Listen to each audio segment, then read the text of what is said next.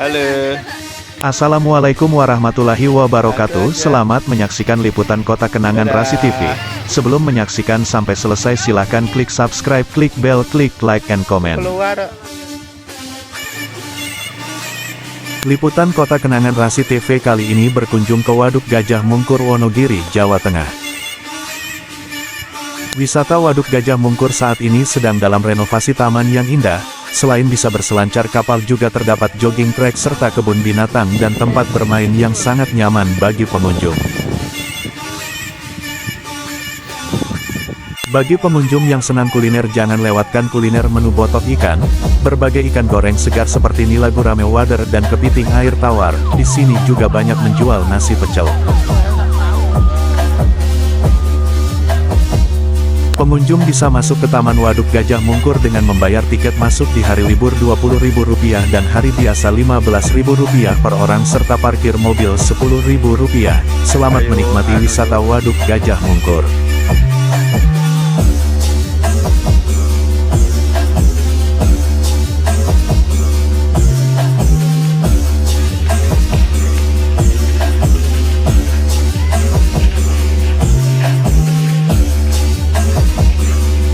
Waduk Gajah Mungkur adalah sebuah waduk yang terletak 6 km di selatan pusat perkotaan Kabupaten Wonogiri, Provinsi Jawa Tengah.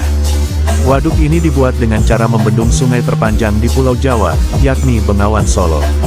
Waduk ini adalah waduk terakhir di Indonesia yang dibangun sendiri oleh Kementerian Pekerjaan Umum tanpa melibatkan kontraktor.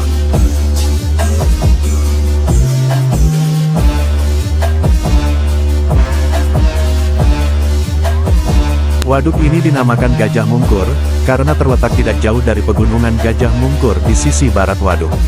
Luas daerah tangkapan air, DTA, dari waduk ini mencapai 1.350 km persegi, dengan airnya dipasok oleh Bengawan Solo dan sejumlah anak sungainya, seperti Sungai Keduang, Sungai Tirtomoyo, Sungai Parangjoho, Sungai Temon, dan Sungai Posong.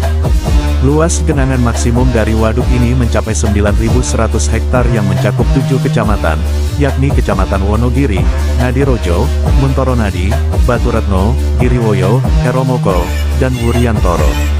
Bendungan dari waduk ini dibangun di Desa Pokoh Kidul, Kecamatan Wonogiri.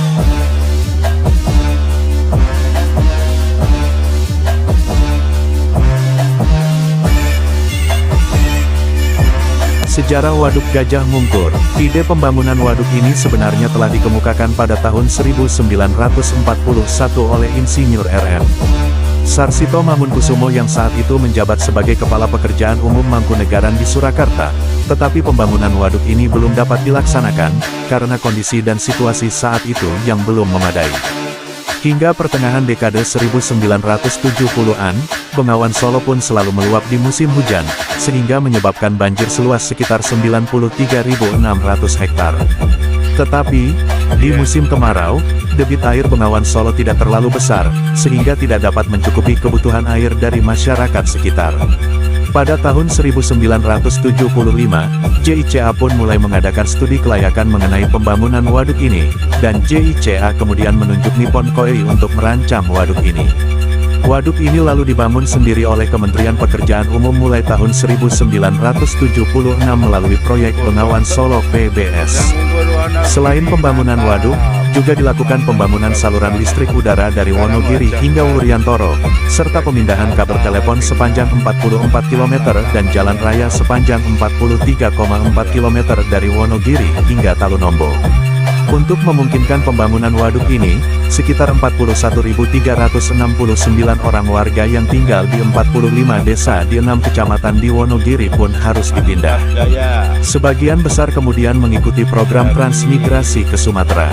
Selain itu, untuk memungkinkan pemindahan jalan raya, tanah seluas 10.156 hektar juga harus dibebaskan.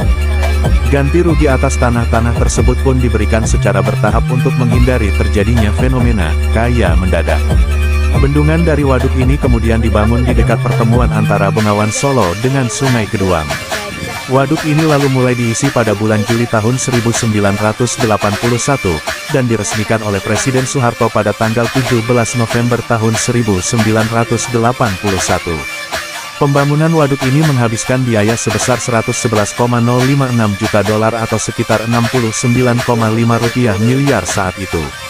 Pada tahun 1987, terjadi musim kemarau panjang, sehingga pola operasi PLTA dari waduk ini harus disesuaikan atas izin dari Gubernur Jawa Tengah, agar kebutuhan air irigasi tetap dapat terpenuhi. Musim kemarau panjang juga kembali terjadi 10 tahun kemudian. Tuh gajahnya mumpur, gajahnya dari belakang. Waduk ini direncanakan berumur 100 tahun. Namun, terjadinya sedimentasi menyebabkan umur waduk ini diperkirakan tidak akan selama itu. Jasa Tirtai sebagai pengelola waduk ini pun berupaya semaksimal mungkin untuk merawat waduk ini, antara lain dengan melakukan pengerukan sedimen dan sampah, terutama yang menumpuk di depan lubang pengambilan air intake dari PLTA. Sedimentasi yang terjadi di waduk ini salah satunya disebabkan oleh parahnya kerusakan Das Bengawan Solo. Pernah dilakukan penghijauan di sekeliling waduk ini dengan menggunakan pinjaman dari Bank Dunia, tetapi sedimentasi tetap terjadi, karena adanya perubahan fungsi lahan di bagian hulu Bengawan Solo. Pada tahun 2003, untuk mencegah terjadinya penyumbatan terhadap lubang intake dari waduk ini, dengan menggunakan hibah dari pemerintah Jepang, antara lain dilakukan pembersihan terhadap sampah dan sedimen yang menumpuk di depan lubang intake, serta perbaikan terhadap pintu dan katup pengambilan air. Sedimentasi juga disebabkan oleh perubahan kegiatan masyarakat di sekitar waduk ini. Awalnya masyarakat hanya menanam sayur, tetapi kemudian mulai menanam tanaman sawah. Awalnya masyarakat hanya mencari kayu, tetapi kemudian mulai menebang kayu.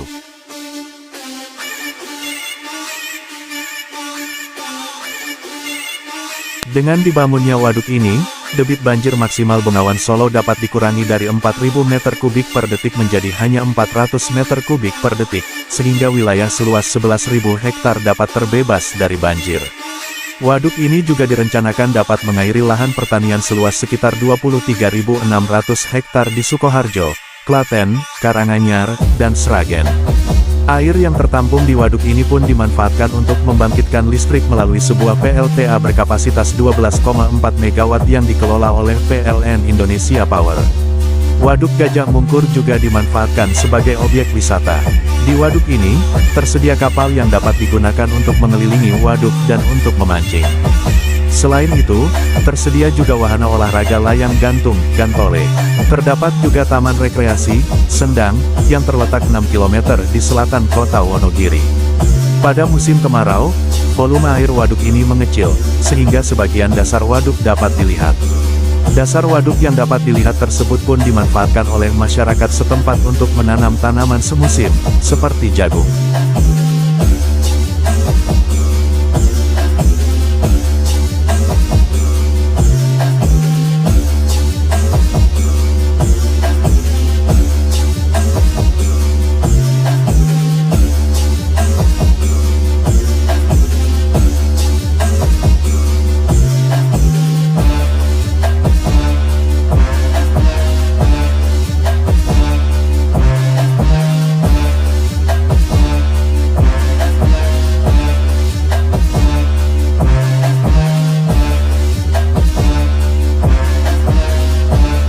Terima kasih telah menyaksikan sampai selesai liputan Kota Kenangan Rasi TV. Silahkan klik subscribe, klik bell, klik like and comment. Wassalamualaikum warahmatullahi wabarakatuh. Rasi TV.